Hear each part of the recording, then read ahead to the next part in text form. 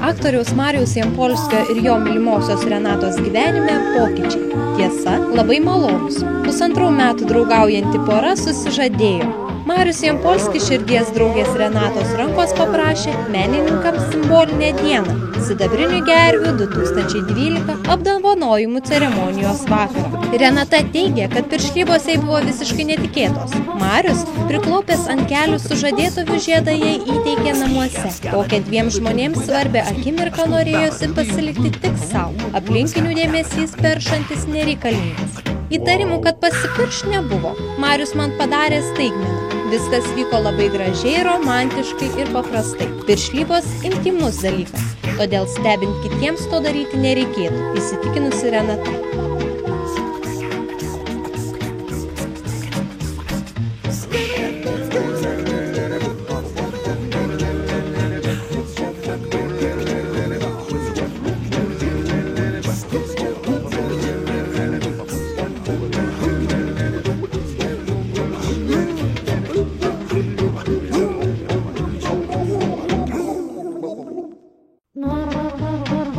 Teismų slenksčius pastaruoju metu minusiai klaipėdietei. Aktoriai Eglei Jackaitei gali tekti vėl ten apsilankyti, jei bus įrodyta, kad būtent jis sukėlė avariją ir pasišalino iš įvykio vietos. Klaipėdos kelių policijos pareigūnams buvo pranešta, kad Melnragėje ties Molo gatvės 44 namu atbulinė eiga važiavęs visureigis Range Rover kliudė automobilį Opel Astra. Skambinusioji mergina pranešė, kad avarijos kaltininkė iš įvykio vietos pasišalino. Vakarų ekspreso duomenimis šis 2006 metų gamybos automobilis priklauso aktoriai Eglei Jackaitei. Anot dienraščio šaltinių, nukentėjusioji tvirtina, kad šį visureigį vairavo būtent aktorė, iš pradžių sutikusi pildyti eismo įvykio deklaraciją. Vėliau, kai Opelio vairuotojai kilo įtarimų, jog avariją sukėlusi moteris yra neblaivi, ši esą sėdo į savo mašiną ir nuvažiavo į savo namus, esančius gretimoje Otų gatvėje. Susilaikysiu nuo bet kokių komentarų. Pastaruoju metu ir taip užtenka nemalonumų. Vakarų ekspresui sakė aktorė.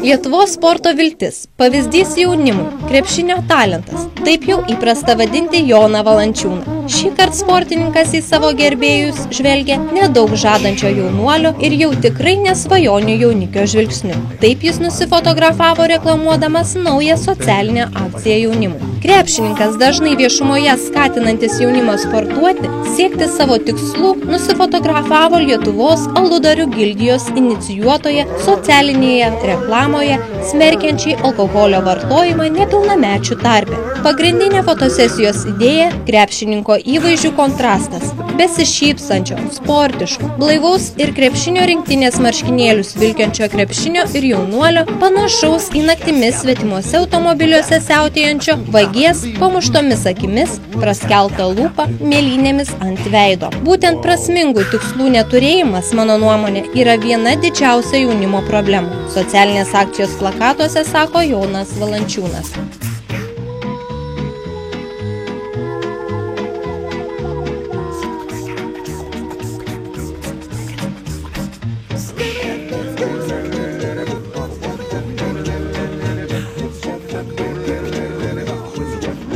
Holivudo aktorius Vilas Smitas filmo Vyrai juodais drabužiais 3 premjeros metu sumušė vieno Ukrainos televizijos kanalo žurnalistą, kuris bandė pabučiuoti savo dievuką. Aktorius iki šiol nėra įsipainiojęs į skandalus su žurnalistais. Jis visuomet noriai atsakinėdavo į užduodamus klausimus, džiugiai bendraudavo su žiniasklaida. Jaunuolis persisvėrė per apsauginę tvorelę, tačiau mes nespėjome pastebėti. O kai jis buvo visai arti Vilo Smito, kaip paaiškėjo vėliau, jis jau apsigynė pats, sakė kino teatro apsaugos darbuotojas. Dažniausiai žvaigždės reaguoja ramiau į tokius išsišokimus. Mes tai pražiopsojame, todėl dabar būsime itin atidūs. Po nemalonaus konflikto Vilas Smitas nuskubėjo į kino salę, kad išvengtų kitų nesusipratimų.